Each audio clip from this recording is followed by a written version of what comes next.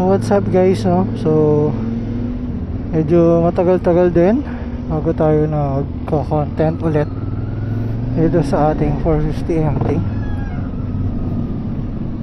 So kadahilanan kasi niyan is wala pa tayong ORCR ng mga nakalaang linggo kasi 1 month. After 1 month dun pa lang lumabas yung ORCR natin, no? So di pa natin siya masyadong mabiyahe. So yan, dahil lumabas na yung ORCR nya guys, magpapakabit naman tayo ngayon ng RFID.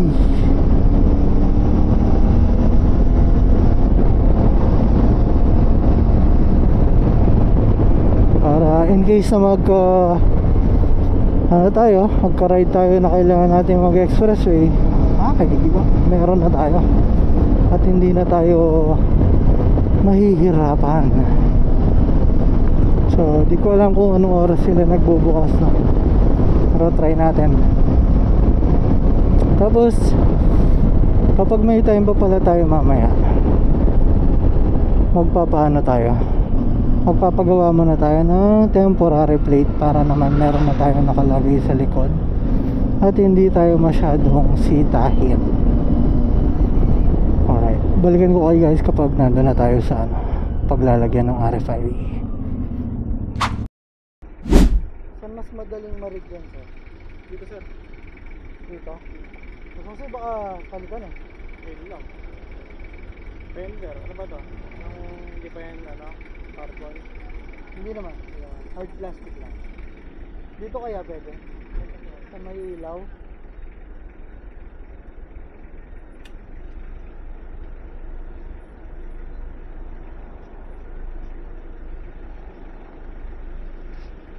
Sa ilaw, sir? O kaya dito? Pwede.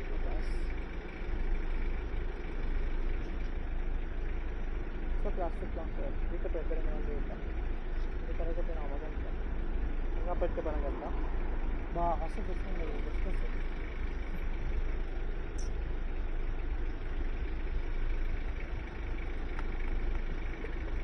Tama, sir. Oo, kung didikit naman dito para mas mataas na konti.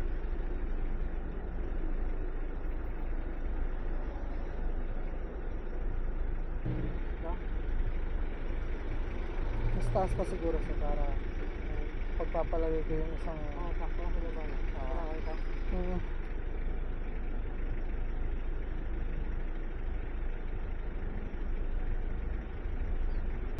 Sige, sir. Thank you. Backup yung card, sir, pagka hindi nabasa, card ko yun. Okay. Thank you. Nakapagpakabit na tayo ng RFID sa wakas. So yan. Pwede na tayong mag-NLEX. Thank you, sir.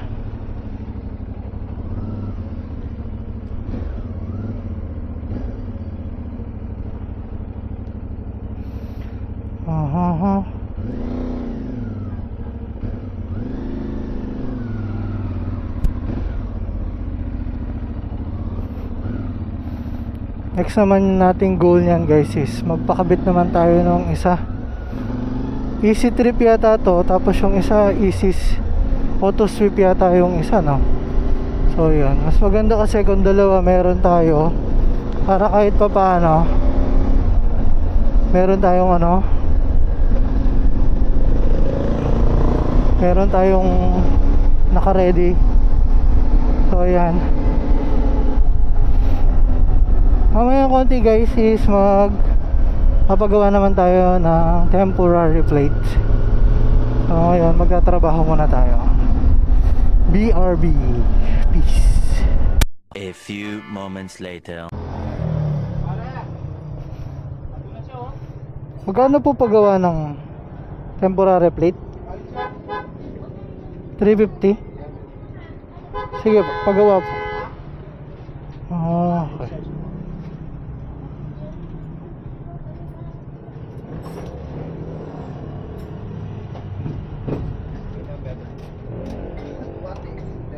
Ha? Mas malaki yata to, sir? Mas malaki ba to? Same size lang.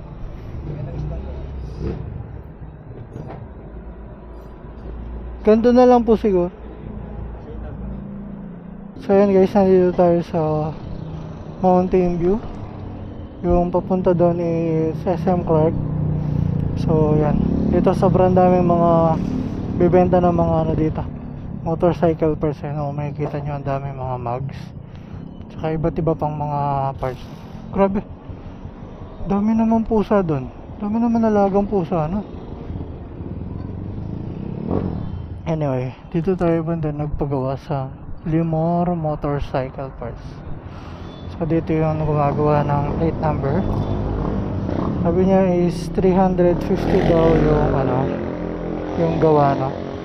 So yan, para lang naman sana natin temporary plate natin dito sa ating 450 MT, para iwas ano lang, masyadong masita sa daan kasi wala nakakabit na plate number. So sana medyo mabilis lang din yung pag-release ng plate number, no? Lalo na ngayon is ano, parang laging sinisita yung mga LTO sa pag-release nila ng plate number. Ito pala yung ating RFID para sa ating easy trip. Sana ma-read, no? Tapos dito ko sana balak pa kabit yung isa naman, yung auto sweep. Sana mas mabilis silang ma-read dito. Dito sana ilalagay ni sir sa windshield daw para mas mataas.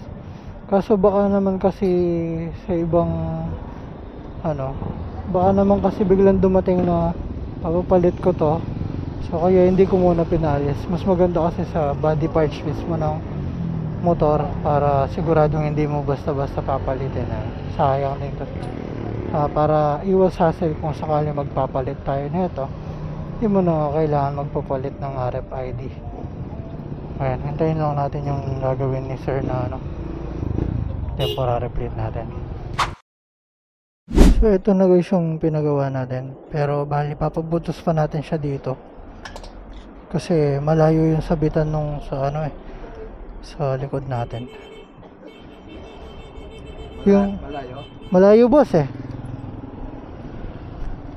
oo, malayo pa yung ano nyo dito siguro po. Standard, no? Opo. Dito na. Opo. Ayan guys, dahil medyo malayo kasi yung ano niya, so yan, papa-adjust natin or papabutas pa natin ng extra para naman kapit natin na maayos. Ayan guys, yun, yan, okay na siya sa butas. So yan,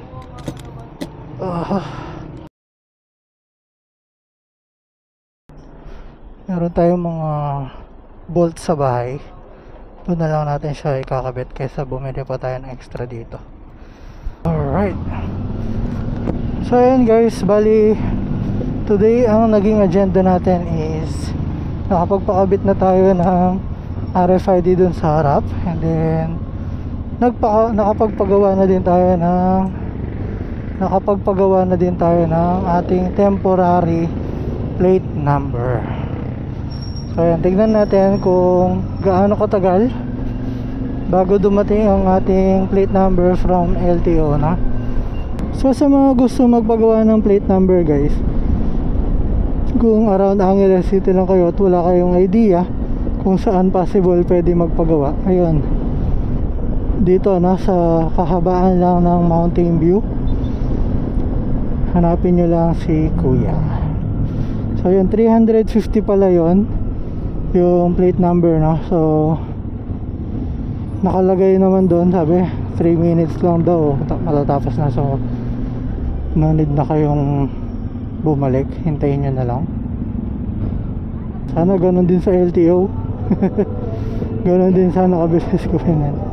Pero syempre dahil ang plate number is may karampatang legal document yan, kaya it takes time talaga para i-process. Pero kung gagawin siguro mabilis lang din naman. Pero yung special document na naka-attach doon, yun yung medyo matagal siguro kaya nahihirapan silang mag-release na. So ayan guys, hanggang dito na lang muna tayo.